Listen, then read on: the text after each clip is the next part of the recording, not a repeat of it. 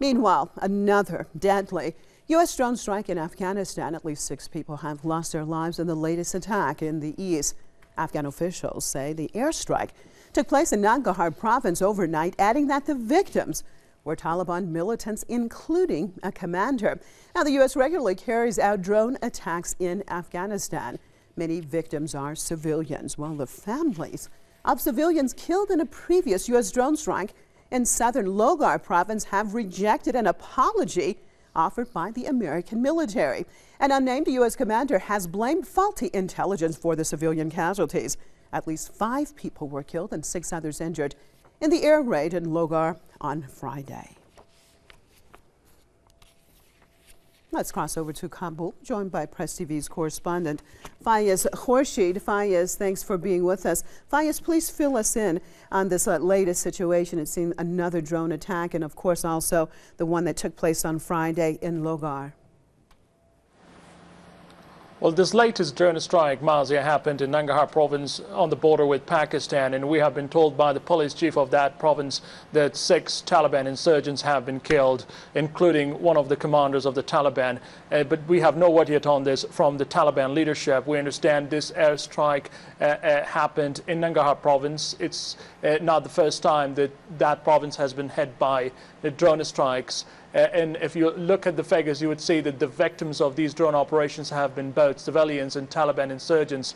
Just on Friday, 5 people were killed and several others were badly wounded in a similar drone strike in Logar province. It's almost an hour drive from Kabul city. Those civilian casualties angered the Afghan officials and local people in that part of this country. It has become a very sensitive issue.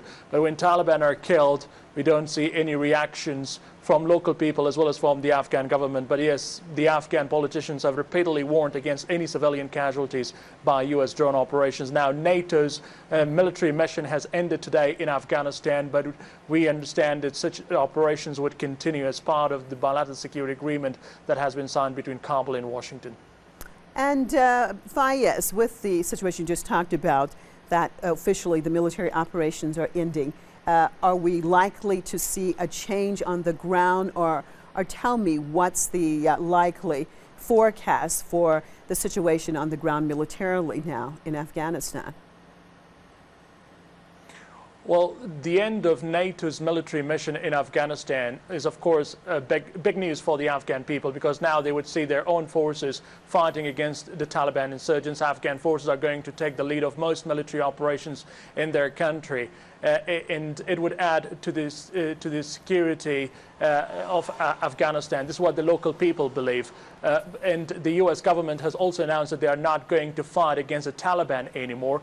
The U.S. government does not consider Mullah Omar, the Taliban leader, their enemy now. And it has also angered the Afghan people, because they said that U.S. forces entered into this country almost 13 years ago saying that they would defeat the Taliban militants, but now they don't want to fight against the Taliban insurgents. So this is now the duty of the Afghan security forces to fight Taliban insurgents. The mission is changing now. Those 12,500 foreign troops that are going to stay here until 2016 would be put on a training mission.